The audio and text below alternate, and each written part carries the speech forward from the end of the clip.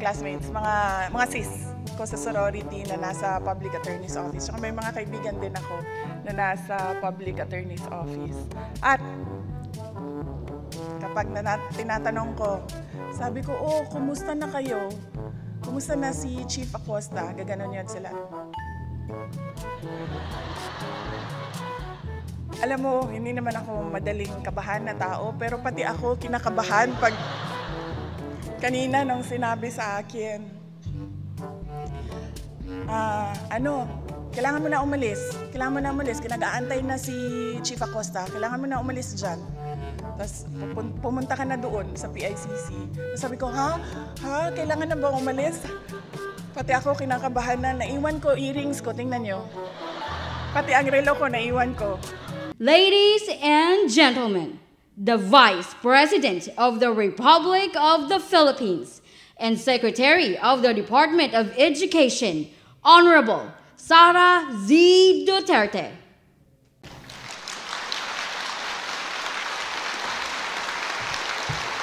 Thank you. Bago ko po ibigay yung mensahe ng pagpapasalamat, ay meron lang po akong ikwentong konti sa inyo sa aking karanasan sa Public Attorney's Office. Kung hindi niyo na po alam, lagi ko pong sinasabi ito sa mga PAW events na ang unang-unang boss ko ay si Attorney, ating Chief Persida Acosta. Isang one-day boss ko siya. Isang araw lang. Noong kakapasa ko lang ng bar examinations, tumawag yung aking, si dating President Duterte, tumawag yung tatay ko sa akin. Sabi niya, nasaan ka? Siguro mga 1 week pa lang kakalabas nung results nung bar, hindi pa kami nakapirma, hindi pa kami naka-oath as lawyers. Tapos sabi ko, kasama ko ang boyfriend ko. Sabi niya, po! Magtrabaho ka na, sabi niya. Pumunta ka sa PAW. Mag-apply ka doon. Mag-apply ka sa PAW. So ako naman, sabi ko, sige.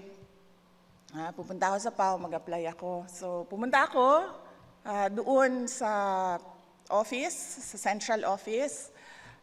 Nag-request ako na makipagkita kay Attorney Persida Acosta, and then sabi ko sa kanya, ma'am, mag-apply ako sa Public Attorney's Office. Sabi niya, sige, ito yung mga kailangan mong gawin, dami yung mga listahan ng mga requirements.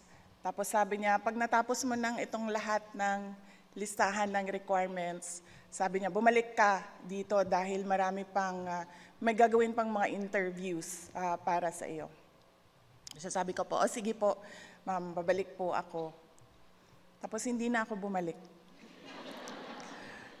Kasi pagkatapos ko doon, hindi ko alam kung saan narinig ng aking dating law professor, tinawagan naman niya ako. Sabi niya, Inday Sara, nasaan ka? Tapos sabi ko, ay ma'am, okay na po ako kasi nag-a-apply po ako sa Public Attorney's Office. Ginagawa ko po yun. Mahaba po yung listahan ng requirements. Ginagawa ko po pa isa-isa. Sabi niya, alam mo naman yung mga lawyers na mga babae na medyo may edad na, di ba? Sabi niya, wag ka kay Persida Acosta. Wag ka doon. Sabi ko, kasi pumunta na kasi ako doon. Sabi niya, wag ka pumunta kay Persida Acosta. Sabi niya, pumunta ka sa Supreme Court, doon ka magtrabaho. Puntahan mo si Justice Callejo. Mag-apply ka doon kay Justice Callejo. So ako naman, iniisip ko na kung anong gagawin ko. Dalawa na yung nagmumura. Sabi ko, sige, subukan ko mag-apply sa Supreme Court. Pumunta ako doon. Umupo ako, sabi ko, Justice, mag-apply po ako dito. Ganun din. Ito yung mga requirements dito sa Supreme Court. Gawin mo yan, tapos balik ka dito. And I ended up working as a court attorney in the office of, may he rest in peace, former Justice Romeo Callejo, Sr. So yun yung one day na nasa PAW ako. Kanina, ay kahapon, sabi namin, kasi 2 days yung activity ninyo, sabi namin, pwedeng tawagan yung organizer ng PAW event kung anong oras pwedeng dumaan doon at makapagbigay ng mensahe. Sabi sa akin, ay, Inday Sara, pwede kang dumaan anytime. Sabi ko, talaga, anytime pwede, wala silang, hindi, wala. Sabi niya, kasi kahit lunch nila ay working lunch, wala silang break, Inday Sara. So pwede ka dumaan doon. Tapos sabi ko, talaga? Paano pag nag-CR? Sabi niya, hindi. Kahit nakaupo sila sa toilet, nagtatrabaho lahat yan. Kaya huwag ka mag-alala, dumaan ka lang.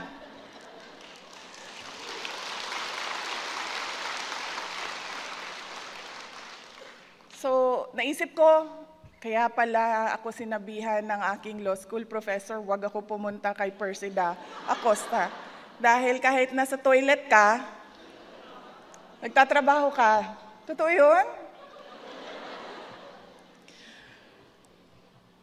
Working lunch daw, so anytime pwede. Sabi ko, tinanong ko siya kanina ulit dito. Sabi ko, ma'am, totoo ba na wala kayong break? Working lunch kayo? Sabi niya, totoo, ganyan talaga. Tapos, meron akong mga classmates, hindi ko mga classmates, mga sis ko sa sorority na nasa public attorney's office. So may mga kaibigan din ako na nasa public attorney's office. At kapag tinatanong ko, sabi ko, kumusta na kayo? Kumusta na si Chief Acosta? Gaganon yun sila.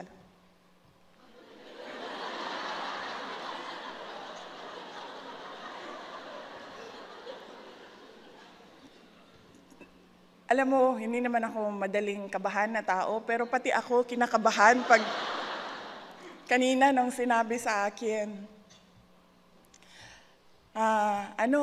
kailangan mo na umalis, kinag-aantay na si Chief Acosta, kailangan mo na umalis dyan.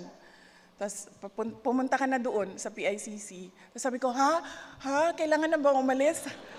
Pati ako kinakabahan na, naiwan ko earrings ko, tingnan nyo. Pati ang relo ko, naiwan ko. Kanina pagbaba ko sa sasakyan, gumanon ako. Sa sobrang pagmamadali ko dahil nag-aantay na si Chief Acosta, naiwan ko ang aking mga accessories. Ganyan ang